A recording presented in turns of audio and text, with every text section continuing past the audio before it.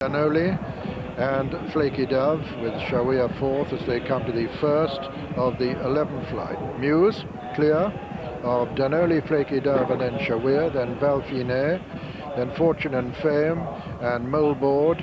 Behind them Halcopus and Colton just the back marker, and Muse making this a really strong gallop under Paul Holly as he comes to this final flight over the far side on the first circuit. Second flight this time. Danoli is second and third is Flaky Dove, and behind them come Shawia and Moleboard and Fortune and Fame, and then Valfine, Colton and Halcopus, in fact, the back marker. A long run towards the next flight with Muse very well clear. Muse from Danoli and Flaky Dove. Long run to the next flight, which is the first in the straight. This, of course, the last race before the Grand National which the great Irish trainer Vincent O'Brien won 3 times from 1953 and 55, a hat-trick. So an opportunity to wish Dr. O'Brien, as he is now, many happy returns on this, his 77th birthday.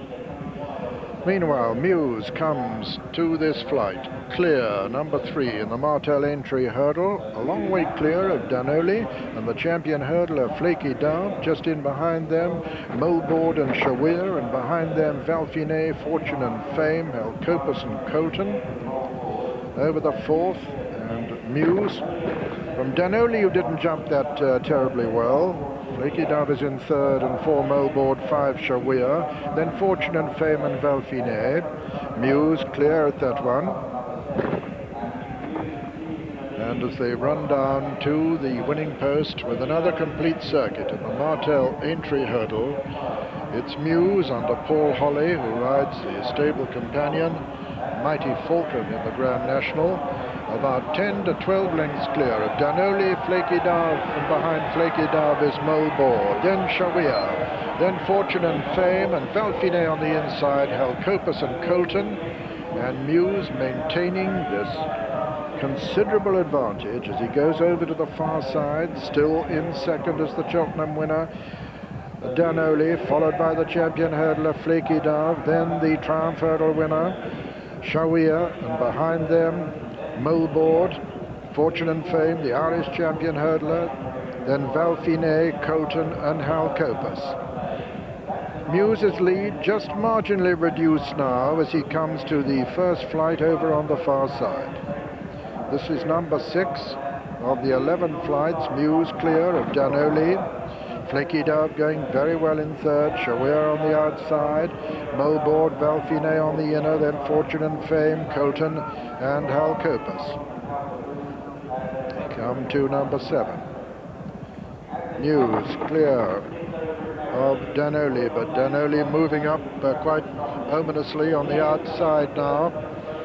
On the near side, Flaky Dove, right over on the far side, Moleboard with Shawia. Muse from Danoli as they come to the 8th. Muse on the inside of Danoli. These two maintaining this very strong gallop indeed as they race now towards the home turn, with Moleboard moving up there as well and getting just in behind the lead now. Fortune and Fame with the sheepskin noseband running very strongly. Shawia on the inside, and it's still Muse with the advantage. Muse from Danoli, then comes Flaky Dove on the inside, Fortune and Fame and Moleboard nearest to us. They're rounding the home turn now with 3 flights left to jump, and still Muse from Danoli. Fortune and Fame just in behind them with Flaky Dove and Moleboard towards the outside, and these 5 a long way clear now of Shawia and Valfine as they come down now towards the 3rd last. Danoli comes to challenge Muse and to take it up. Moleboard travelling well towards the left of the picture. Danoli lands in the lead from Moleboard. It's Danoli from Moleboard now as they race down towards the 2nd last. Danoli and Charlie Swan, the Irish champion, from Moleboard. Danoli by about 3 from Moleboard. Then comes Fortune and Fame in 3rd place. This is the final flight in the Aintree hurdle. Danoli, the Cheltenham winner, jumps it 4 clear of Moleboard. Then comes Fortune and Fame, and then Muse. Racing into the closing stages of the Martell Aintree hurdle. It's going to be another triumph for Tom Foley and his owner, Danny O'Neill, as they race up towards the line.